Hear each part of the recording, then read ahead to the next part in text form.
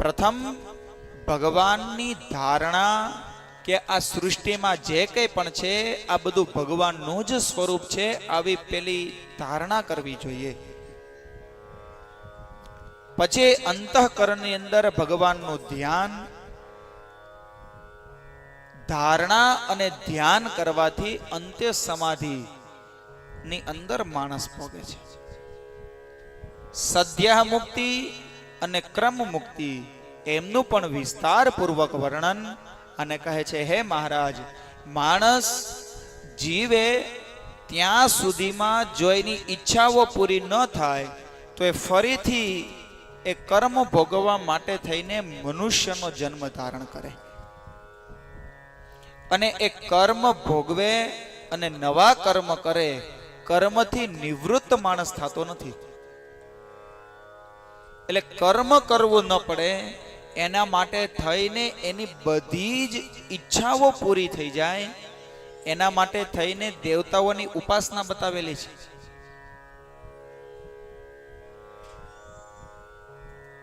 કોઈને પુત્રની ઈચ્છા હોય, કોઈને ધનની ઈચ્છા હોય, કોઈને ઇન્દ્રિયો સંતાનની ઈચ્છા હોય તો એને ક્યાં ક્યાં ભગવાનની ઉપાસના કરવી જોઈએ?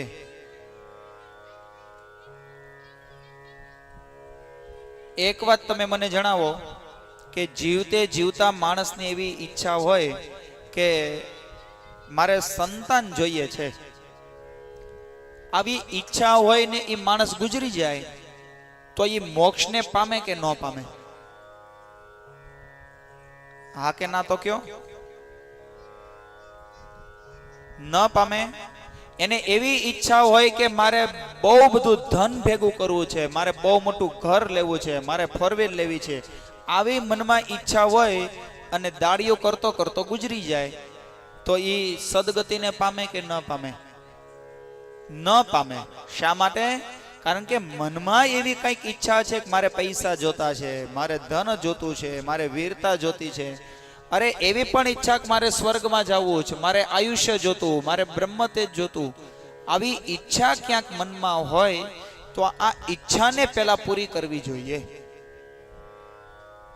એટલે એના થોડાક ઉપાય બતાવેલા છે કે જેને એવું હોય કે મારી ઇન્દ્રિયો સારી રહે. ગુજરવા વાળા માણસને એવી મનમાં ઈચ્છા હોય ને કે એકવાર હું આંખે જોઈ લઉં તો સારું હોય કે ન હોય? એટલે જેને પોતાની ઇન્દ્રિય સારી રાખવી હોય એને ઇન્દ્ર દેવતાની ઉપાસના કરવી જોઈએ. જેને સંતાન જોતા હોય એને પ્રજાપતિની ઉપાસના, જેને લક્ષ્મી જોતી હોય બહુ પૈસા એને માયાદેવીની ઉપાસના, જેને બ્રહ્મ તેજ જોતું હોય એને બ્રહ્માની ઉપાસના, જેને ધન જોતું હોય એને વસુની ઉપાસના કરવી જોઈએ.